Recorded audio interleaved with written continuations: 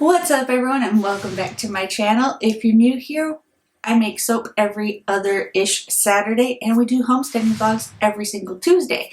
So if you found us through our soap or through our vlogs, welcome. Glad to see you. And if you've been around for a while, always happy to have you back. So today we're not doing any brightly colored or super intricate swirls. We're going to be just making some simple, pure, beautiful pine tar soap. If you've never made pine tar soap, there are some differences between making regular soap and pine tar soap. When you add pine tar to your oils directly and then your oil or your lye and water solution, it's going to thicken up really, really quickly. So there is an extra step to the soap, but don't feel intimidated if you've never made it before. It's actually pretty easy and it's a really great soap to make. And if you sell soap, it's a really great soap to sell. So without further ado, let's get in. All right, y'all, so we are going to make some pine tar soap. Like I mentioned in the intro, pine tar soap isn't exactly the most user-friendly of soap.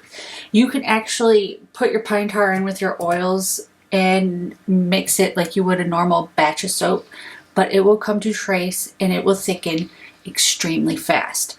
Now, pine tar, you can usually get them at most like farm supply stores. Tractor Supply usually carries it. I use Horse Health Products pine tar. As long as it says it's 100% pine tar, you should be good to go. You can also order it on Amazon if you don't have a farm supply store nearby. But in here I've got my oils and my butters, my normal ones, as well as my beer powder, my kaolin clay, and my goat milk powder. I haven't mixed them in yet. And then I've got my pine tar in a separate container, and she is thick. I even heated it up in the microwave a little bit, but she's still very, very thick. So be prepared for that if you've never seen pine tar or used it. It is a very, very, very thick product. So I'm just going to give this a quick blitz to get all of my powders incorporated.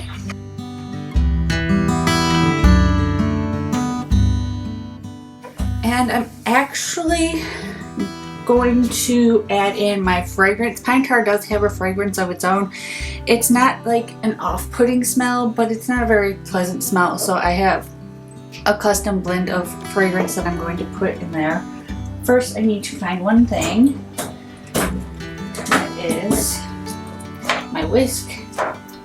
And yeah, let's use that. So I'm going to actually put my lye water solution in these oils. I'm going to just bring this to emulsification. That way I can guarantee that all of these oils and butters are emulsified into the soap.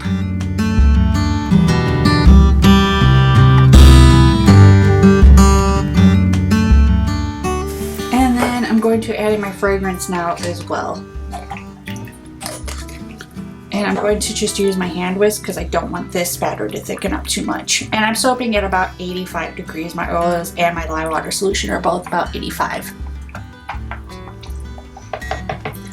All right, so now comes the fun and stressful part.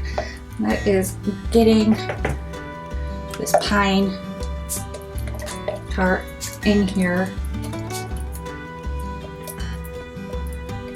Because she is so messy. But we're going to get this in there. I'm going to just whisk this by hand.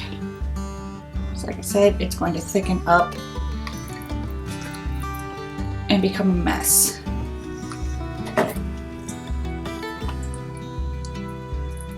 She will thin out in the batter. There we go.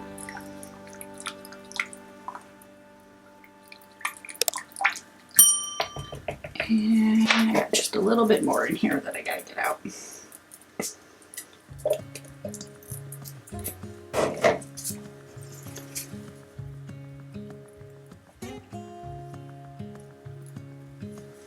And then give it another quick mix. I'm gonna get all that good pine tar in there.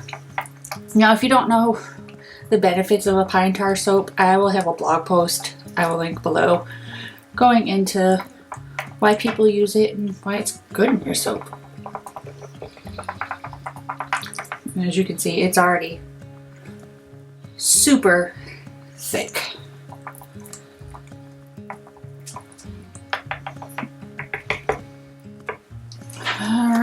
get this into mold.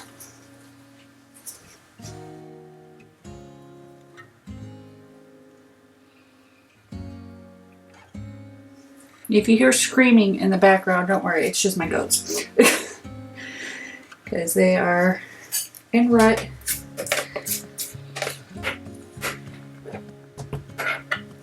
Alright. And they're being very vocal about it.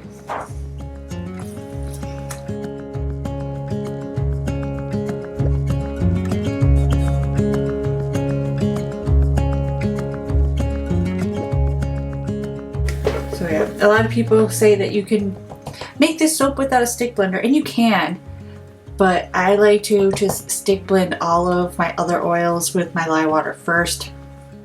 That way I know that everything is mixed in really well. Alright, big tap.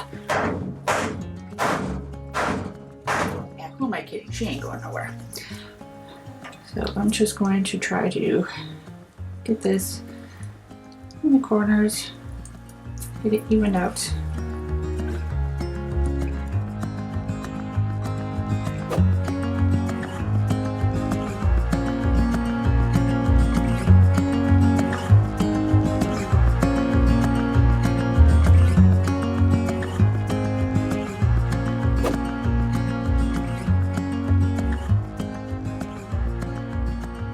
And then I am not going to oven process this. I'm actually just going to let it sit here in my office at room temp because it is quite warm in here today.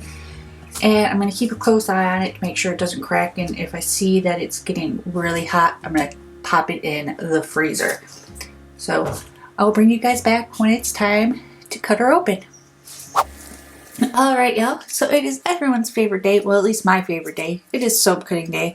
This one's not going to be like anything spectacular. It's going to be brown inside, we know that, but still, it's just something about cutting soap. It's just so relaxing and so exciting. So, let's get her cut open. Alright, are you ready? Look at that brown. Nothing super spectacular about it, but it smells great, and I'm looking forward to curing a couple bars of this for the family. So I will see you guys in the outro. Alright y'all, so that is what I have got for you guys today. If you like this video, be sure to give it a big thumbs up. It really helps. And if you haven't already, hit that subscribe button. We put out new vlogging videos every Tuesday and soaping videos every other Saturday. And I will see you guys in the next one. Bye!